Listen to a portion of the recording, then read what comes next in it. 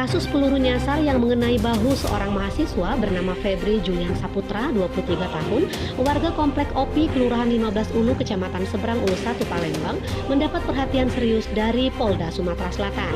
Sebagai bukti, tim Laboratorium Forensik Polda Sumatera Selatan dibantu Inafis Polrestabes Palembang langsung menggelar reka ulang di lokasi kejadian Jalan Jenderal Ahmad Yani, depan Setia Akobang MDP, Kecamatan Seberang Ulu 2, Palembang, pada Kamis 12 November 2020.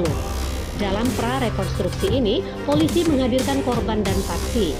Hampir 2 jam polisi menggelar pra-rekonstruksi, berhasil menemukan selongsong peluru yang berasal dari anggota kepolisian dan mengumpulkan informasi dari saksi.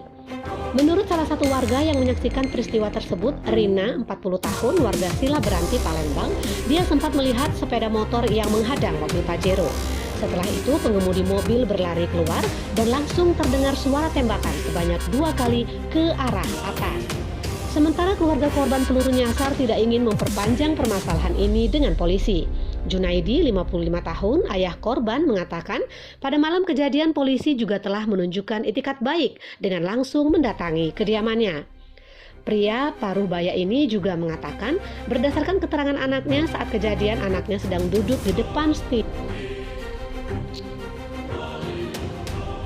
dan tiba-tiba bahunya terkena tembakan sekitar pukul 22:10 waktu Indonesia Barat. Menurutnya saat ini kondisi anaknya telah membaik, bahkan sudah bisa berjalan seperti biasa. Anaknya juga telah melakukan pemeriksaan intensif di Rumah Sakit Bayangkara. Laporan Mizon Bule dan Rusli Gumai dari lokasi kejadian untuk Anda.